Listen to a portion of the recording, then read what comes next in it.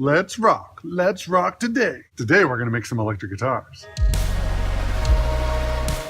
Now, it's hard to give specific advice on how to mix electric guitars because a lot of the tone happens over there. There's a bunch of stuff that changes between guitars, pickups, strings, amps, pedals, all that stuff over there that you have no control over. Now, where you place the mic on the guitar amp makes a difference, but that's another tutorial for another day. Today, we're going to go over what I do with the signal after it gets to the console. And if you love mixing electric guitars, type "Let's Rock" in the comments below.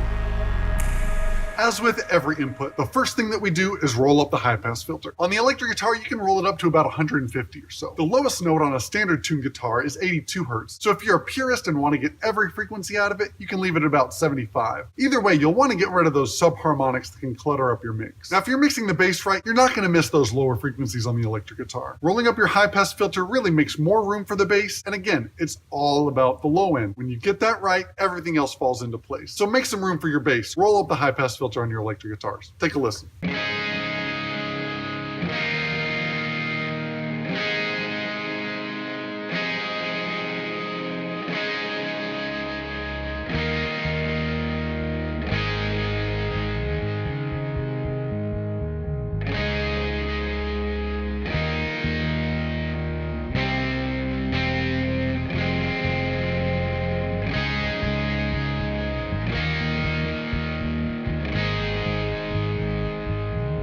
When our bass is in, we don't miss any of that low stuff on the electric guitar. Do yourself a favor, clean up your mix and roll up that high-pass filter. Now, after I've rolled up my high-pass filter, you want to practice safety first because amps can tend to get really harsh and brash and in your face and hurt somebody. Especially if you've got an old rocker that might have some hearing loss, they're going to try to make up for that and boost their high mids on their amp. You don't want to have any part of that. Go ahead and set one of your frequency bands to 3.15K. This is about the resonant frequency of your inner ear, and ducking this will keep you from hurting somebody.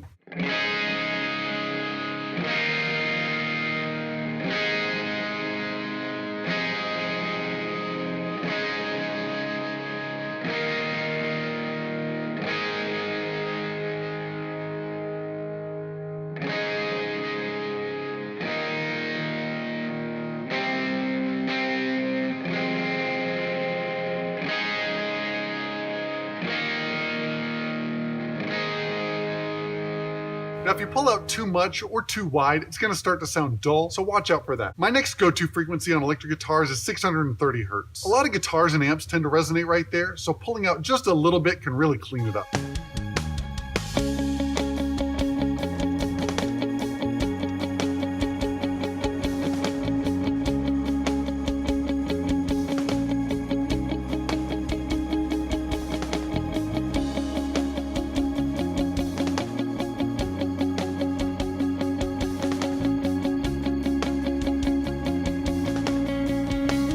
Now, a cut of just 3 dB at 630 really helped clean up that guitar part.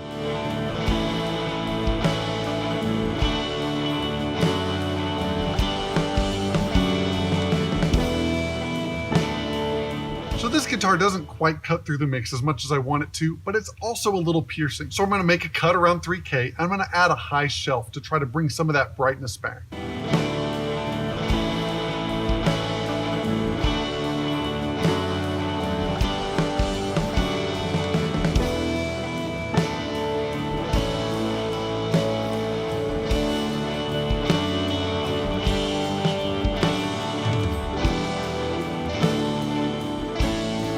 Now, there are ways to get the guitar brighter with mic placement, but if you're energy efficient or lazy and want to just do it with EQ, that's okay too. Now, when it comes to compression on electric guitar, oh, how many are the benefits. Electric guitars tend to go back and forth between rhythmic and melodic playing. A great electric guitar player is going to have a boost pedal to stomp on when they go between rhythmic playing and melodic playing. This brings the level up and can really help get that melody out in front where it needs to be. Now, if your player doesn't do that, compression can help to push down the rhythmic parts and bring up the melodic parts. Even if your guitar player does have a boost pedal, compression can help to tame it down if it's a little out of control. Listen to this transition without compression going from rhythmic playing to melodic playing.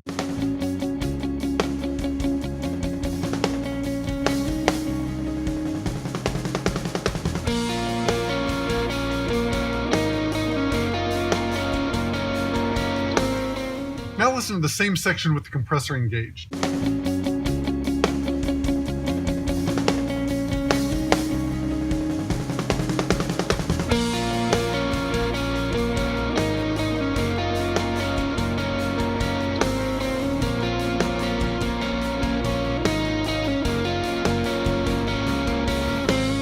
you hear the difference? It really mellowed out the attack of the melodic playing, even though the attack time's set really slow and it's in RMS mode. Another thing that compression does is add sustain. Adding sustain really helps those long whole note strums and all the mealy stuff up high as well.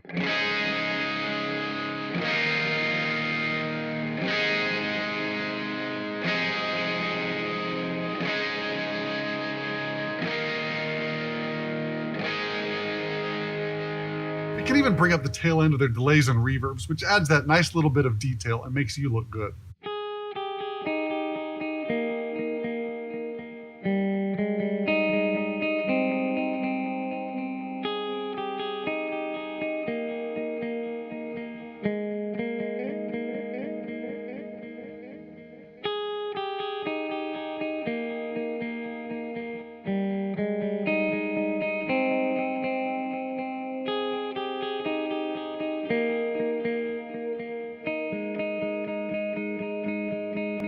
Now, the most fun thing you can do with a compressor is the tone change. You can compress your electric guitar a whole lot if you've got the attack time set right to adjust the tone in the right way. I'm going to compress it way too much so that you can hear the difference of what it sounds like with a slow and a fast attack time.